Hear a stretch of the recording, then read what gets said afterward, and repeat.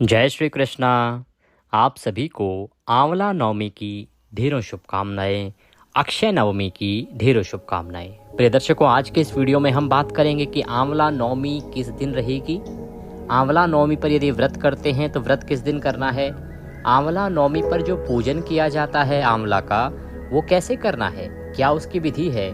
जल चढ़ाना है, दूध चढ़ाना है, पंचामृत चढ़ाना है, क्या भोग लगाना है, कैसे पूजन करना है, किसका तिलक करना है, कितने तिलक करने हैं, परिक्रमा कितनी करनी है, परिक्रमा कब करनी है, व्रत करना आवश्यक है, क्या व्रत कर रहे हैं तो कब खोलना चाहिए, बिना व्रत के कैसे इसका पुण्य प्राप्त कर सकते हैं, आंवले का दीपदान कब करना है, और इस दिन जो परिक्रमाएं हैं वो क्यों महत्वपूर्ण हैं, तथा इस दिन और दो काम कौन से हैं जो इस दिन यदि आप करते हैं आंवले वृक्ष के नीचे बैठ के तो आपको अनंत कोटि पुण्य की प्राप्ति होती है। साथ ही पितरों की तृप्ति के लिए ऐसा कौन सा उपाय है जो आंवला नवमी पर आपको अवश्य रूप से करना चाहिए।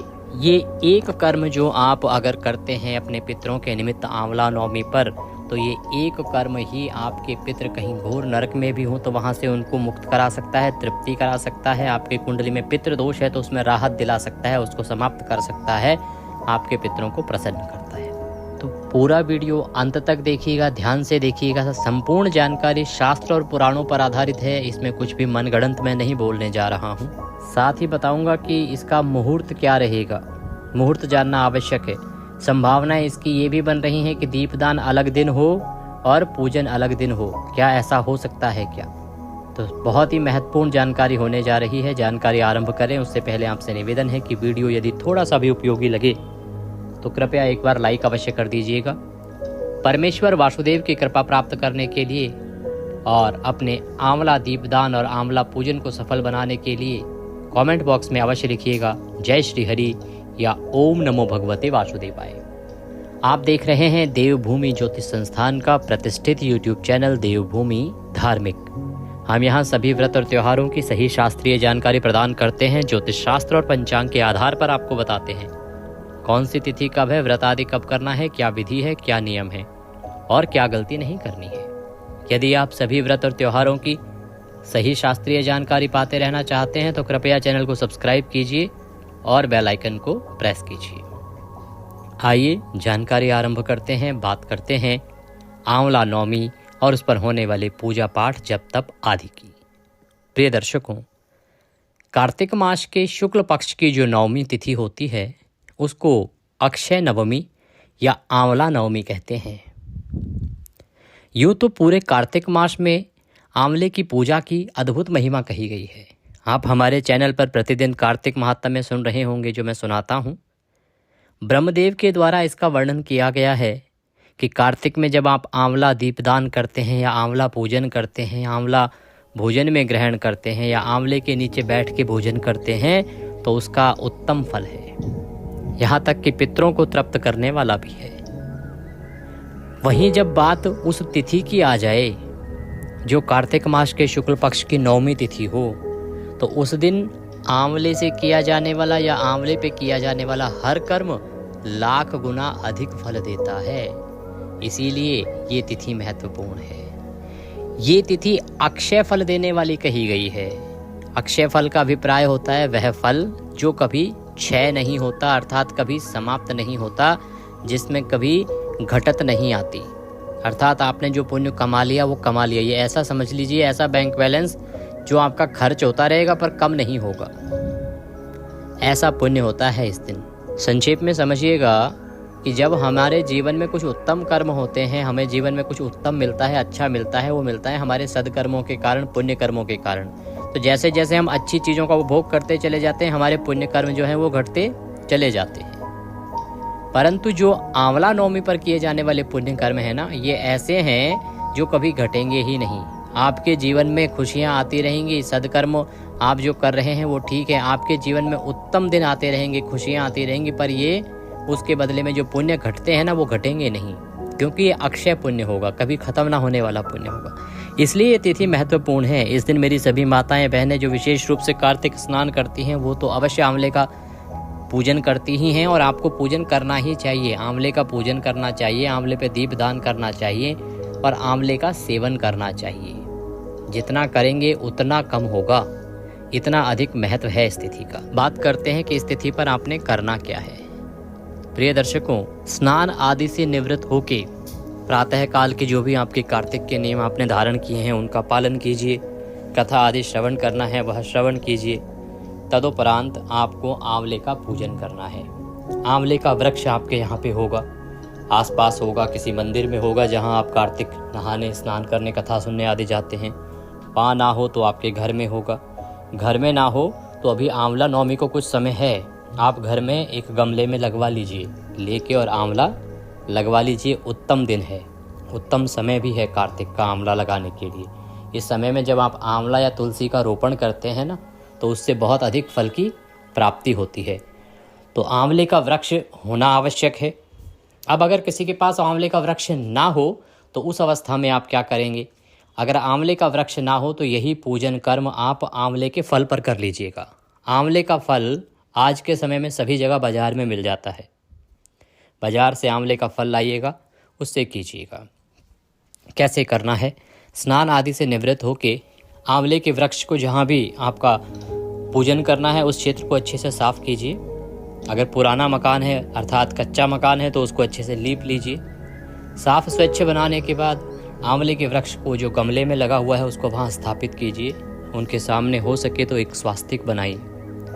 स्वास्तिक बना के एक दीपक और धूप लीजिए, दोनों सामने स्थापित करेंगे। तो जब दीपक को रखेंगे ना तो दीपक के नीचे आसन दीजिएगा, चावल रखिएगा, उसके ऊपर ही आप स्थापित कीजिएगा। क्योंकि कभी भी जो दीपक है ना उसको ऐसे पृथ्वी पर सीधा नहीं रखते हैं, पहले उनको आसन दिया जाता है, फिर उनकी स्थापना होती है। तो उनको स्थापित कीजिए आसन देके। सामग्री में सूक्ष्म सामग्री लगेगी, रौली मौली की आवश्यकता होती है, रौली मौली, और थोड़े से अक्षत चाहिएंगे, थोड़े फूल ले लीजिएगा, थोड़ा सा कच्चा दूध लेना होगा और एक लोटे में जल लेना होगा। ये बस सामग्री रहेगी। आप आंवले को अर्पित करने के लिए वस्त्र के रूप में कोई लाल या पीला कपड़ा ला सकती हैं, अन्यथा आप मौली का प्रयोग भी कर सकती हैं। ये सारी सामग्री एकत्र कर लीजिए, आसन लगा के बैठ जाइए। जो लोटा है ना तांबे का, उसमें पहले गंगा जल भरिएगा थोड़ा सा, फिर शुद्ध जल भरिएगा। अब आप एक फूल के माध्यम से सभी स्थान पर जहां आप बैठकर पूजन कर रहे हैं और जो सामग्री आपने रखी है प्लेट में सजा के, उस सभी पर जल के छींटे दीजिए। स्थान का शुद्ध करना और सामग्री को पवित्र करना आवश्यक होता है। ओम पवित्रो पवित्रवांग सर्वांगवस्थांगतो विवाम यह स्वरेत पुंडरीकाक्षम स्वयंतरः शुचिः ओम पुनातु ओम पुनातु ओम पुनातु ओम। इस प्रकार से इस जल से आपने स्थान को शुद्ध किया, सामग्री को पवित्र किया। सामग्री और स्थान को शुद्ध करने के बाद अब हम पूजन आरंभ करेंगे। अपने सीधे हाथ पे जल लीजिए और हाथ धो लीजिए। हस्तो प्रक्षालनम, हाथ धो के धूप प्रज्वलित कीजिए, दीप को भी जला लीजिए। संकल्प कीजिए। शास्त्रीय विधि बता देता हूँ, सामान्य विधि भी बता देता हूँ। संकल्प करने के लिए सीधे हाथ पे अक्षत लीजिए, पुष्प लीजिए, दक्षिणा के रूप में 1 रुपये का सिक्का कम से कम रखिए। 3 बार बोलिए ओम श्री विष्णु ओम श्री विष्णु ओम श्री विष्णु।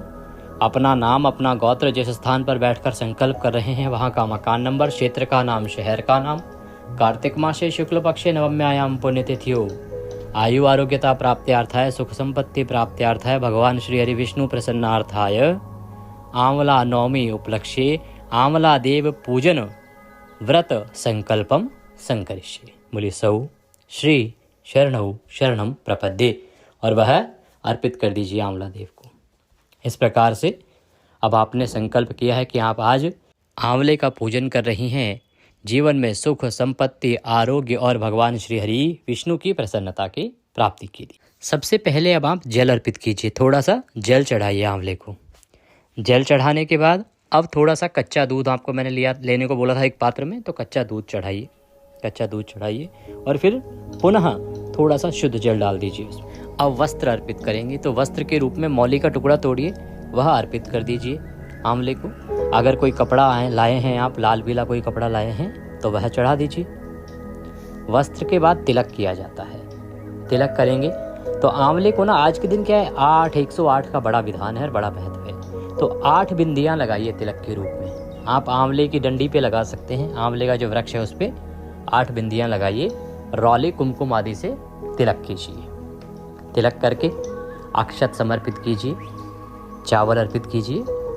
अक्षत समर्पित करके आप पुष्प लाए होंगे, फूल अर्पित कीजिए, पुष्प समर्पित कीजिए, धूप दिखाइए और दीप दिखाइए। धूप दीप दिखा के नैवेद्य अर्पित कीजिए। नैवेद्य के रूप में कोई भी मिठाई आपके पास हो वह मिठाई लीजिए और वह आंवले को अर्पित कर दीजिए। नैवेद्य के बाद जलाचमनी कराई जाती है, तो 1 चम्मच से जल या फिर फूल से जल के 3 बार छींटे दे दीजिए। ये आपने जलाचमनी करा दी। इस प्रकार आपने भगवान को स्नान कराया, जल अर्पण किया, उनको वस्त्र आदि पहनाए, स्नान आदि के बाद तिलक आदि उनका श्रृंगार किया, फिर भगवान का भोजन कराया। अब आप इस पूजन के बाद कथा सुनेंगे। अब आप कथा सुनिए आंवले की, आंवला नवमी की कथा आपको हमारे चैनल पर आंवला नवमी के दिन हम आपको सुनाएंगे, तो कथा सुनिएगा। कथा सुन के आरती कीजिएगा। आरती भी हम कथा के बाद उसी में रिकॉर्ड कर देंगे। आरती कीजिएगा, आरती करके और फिर आंवला देव से प्रार्थना कीजिएगा कि हे देव, हमने आज आपका पूजन किया है, इसे आप स्वीकार करें और सदा हम पर कृपा बरसाएं। हमारे जीवन में सदा सुख संपत्ति बनी रहे, सब निरोग रहें, स्वस्थ रहें और भगवान विष्णु के आशीर्वाद से सदा प्रसन्न रहें। और अपने हाथ में पुष्प लेके आप उनको पुष्प अर्पित कीजिए, पुष्पांजलि के रूप में हाथ जोड़ के नमस्कार कीजिए। अब आप आंवले की छाँव में बैठ के भोजन कीजिए। आंवले की छाँव में बैठ के भोजन का बड़ा विधान। अगर आप आज आंवले की छाँव में बैठ के थोड़ा सा भी कुछ खा लेते हैं ना, उसका भी पुण्य अधिक कहा गया है और काया तो निरोगी हो ही जाएगी। तो कुछ भी इसमें क्या होता है कि हमारे यहाँ तो जब मंदिर था, मंदिर में हमारे पिताजी क्योंकि 40 साल रहे हैं हम तो मंदिर में, तो हमारे आसपास की जितनी भी हमारी माताएं बहनें थी सब आती थी, भोजन बना के लाती थी। आंवला हमारे यहाँ बहुत बड़ा है मंदिर में, उसके नीचे बैठ के सब भोजन ग्रहण करती थी। तो थोड़ा थोड़ा आप भी लेके जाइए, या घर पर कर रहे हैं पूजन तो वहाँ बैठ के खाइएगा, अवश्य खाइएगा। इस प्रकार आपने ये पूजन करना है। अब व्रत की बात करते हैं। देखिए आंवले का जो व्रत है ना, आंवला नवमी का, ये व्रत आपका सायंकाल को खुल सकता है और कुछ लोग जो हैं उसी दिन पूजा के बाद आंवले की छाँव में बैठ के वहीं पे अपना व्रत खोल लेते हैं। तो आपके यहाँ जैसे भी होता है, दोनों उत्तम विधियाँ हैं, आप कर सकते हैं। अब बात आती है कि पितृकर्म कौन सा है, वो मैं एक बार संक्षेप में बता दूं आपको, फिर हम बताते हैं कब करना है पूजन आदि और कब रहेगा व्रत। तो प्रिय दर्शकों, इस दिन आंवले की छाँव में बैठ के श्राद्ध कर्म करने का, पितृकर्म करने का बहुत अधिक फल है। ब्राह्मण को भोजन कराने का बड़ा अधिक फल है। किसी एक ब्राह्मण को यदि आपने इस दिन जिमा दिया तो 1 लाख ब्राह्मणों को भोजन कराने का फल है आंवले की छाँव में, एक ब्राह्मण को जिमाने से। इस दिन श्राद्ध कर्म कर दिया, पितृकर्म कर दिया तो आपके पितृ अक्षय पुण्य प्राप्त करेंगे। आप यकीन मानिए, आपका पितृदोष कितना भी बड़ा क्यों ना हो, वह सर्वनाश को प्राप्त होगा, अर्थात वह पितृदोष समाप्त हो जाएगा, आपके पितृ प्रसन्न हो जाएंगे। करना क्या है, इस दिन आप एक लोटा लीजिए तांबे का, उसमें थोड़ा सा गंगा जल पहले भरिए, फिर शुद्ध जल भरिए, थोड़े काले तिल डालिए, तुलसी का पत्ता डालिए, कुशा है तो कुशा डालिए। वृक्ष के नीचे बैठ जाइए, दक्षिण की ओर मुख करके, वृक्ष की छाँव में बैठ जाइए, दक्षिण की ओर मुख करके, लोटा सामने रखिए। गीता के 7वें अध्याय का श्रवण कीजिए या पढ़िए। हम आपके लिए अपलोड करेंगे नवमी पर गीता का 7वां अध्याय। पहले भी मैंने 50 बार अपलोड कर रखा है, वहाँ से भी आपको मिल जाएगा। वह अध्याय सुनिए। सुनने के बाद संकल्प करके वह पुण्य अर्पित कीजिए अपने पितरों को, और उस जल से आंवले के वृक्ष के नीचे बैठे बैठे ही तर्पण कीजिए। तर्पण की विधि भी मैं उसी वीडियो में बताऊंगा कि कैसे आपने जल तर्पण करना है। जल से तर्पण कीजिए। उस जल को अपने सीधे हाथ से, जो अंगूठा और उंगली के बीच का क्षेत्र होता है, तर्पण क्षेत्र है ना, वहाँ से आपको तर्पण करना है पितरों को। पितरों को जो तर्पण करेंगे, मंत्र मैं आपको बताऊंगा, उस मंत्र से तर्पण कीजिए। पितरों से निवेदन कीजिए, हे मेरे पितरों, ये गीता के 7वें अध्याय का पुण्य मैं आपको अर्पित कर रहा हूँ, ये जल मैं आपको अर्पित कर रहा हूँ, इसे स्वीकार करें, इससे आप तृप्त हों। आपके जीवन में जो भी संकट चल रहे हैं उनकी मुक्ति के लिए निवेदन कीजिए, क्योंकि जब पितृदोष होता है, पितृ नाराज होते हैं ना, तो आपके घर में बर्बादी और तबाही के अलावा कुछ नहीं होता। जैसे आर्थिक परेशानियाँ, व्यापार चल नहीं रहा होता है, नौकरी लगती है तो छूट जाती है, नौकरी नहीं होती है, नौकरी के अलावा मानसिक हालात खराब रहते हैं, लड़ाई झगड़े चलते हैं, पति पत्नी के बीच में कलह कलेश, परिवार टूट जाते हैं, संतान तक उत्पन्न होनी बंद हो जाती है, वंश वृद्धि रुक जाती है। ये जो परेशानियां हैं, इनका कारण पितृदोष होता है बहुत बार। तो ये परेशानियां अगर हैं तो पितरों से निवेदन करें। इस विधि से पूजन करके आपको निश्चित ही राहत मिलेगी। ये पितृकर्म अवश्य कीजिएगा। तो ये पूजा पाठ करने के बाद, पितृकर्म करने के बाद आपको ब्राह्मण को भोजन कराना चाहिए, या दान दक्षिणा आदि अवश्य ही देनी चाहिए। भोजन कराना संभव ना हो तो जो भी दान दक्षिणा आप दे सकें ब्राह्मण को, वो दीजिए और उसके बाद अपना व्रत खोलिए। जो भी आपके दैनिक क्रियाकलाप हैं उनको कीजिए, इससे आपको अक्षय पुण्य की प्राप्ति होती है।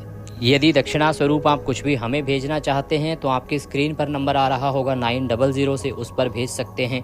और जो QR कोड साथ में आ रहा है उसको स्कैन करके भी सीधे हमारे बैंक खाते में भेज सकते हैं। बात करते हैं कि आपने ये आंवला नवमी करनी कब है। प्रिय दर्शकों, इस वर्ष अगर हम बात करें कार्तिक शुक्ला नवमी की, तो नवमी तिथि जो है वो आरंभ हो रही है 30 तारीख को सुबह 10:06 पर, और 31 तारीख को ये समाप्त हो जाएगी 10:03 पर। उदया तिथिमान बड़ा महत्वपूर्ण होता है आंवला नवमी के लिए। उदया तिथिमान के अनुसार आंवला नवमी मनाई जाएगी 31 तारीख को। 31 को आप आंवला नवमी मनाएंगे। इसका जो दीपदान है वो आप 30 को भी कर सकते हैं और 31 को भी कर सकते हैं, क्योंकि दीपदान रात्रि को होता है और रात्रि को नवमी 30 तारीख को रहेगी और 31 को इसलिए क्योंकि जब कोई 2:30 घड़ी रह जाती है तो सिंधु ज्योतिष शास्त्र कहता है कि वो तिथि पूरे दिन मानी जाती है, इसीलिए आप 31 को भी कर सकते हैं। दीपदान कैसे करना है, कैसे दीपक बनाना है, उसकी वीडियो मैंने पहले ही बना दी है, अपलोड हो जाएगी 1-2 दिन में, उसको देख लीजिएगा। दीपदान का बहुत अधिक फल है। इस दिन किए जाने वाले एक एक कर्म का बहुत अधिक फल है। आंवला अगर कुछ ना मिले तो आंवला खाइएगा, आंवले का फल खाइएगा, मुरब्बा खा लीजिएगा, कुछ ना हो तो आंवले का चूर्ण ही खा लीजिएगा। आंवले का सेवन आज के दिन आपको अवश्य करना है। आंवला नवमी का पूजा के लिए शुभ मुहूर्त रहेगा सुबह 6:32 से और 10:30 तक, और शाम को दीपदान करना चाहिए 5:37 से और 6:03। यह उत्तम मुहूर्त है। कुछ और जानना चाहते हैं, पूछना चाहते हैं, कमेंट बॉक्स में लिख के पूछ लीजिएगा। व्हाट्सएप के माध्यम से भी हमसे जुड़ सकते हैं। भगवान सब पर कृपा करें। हरे कृष्ण।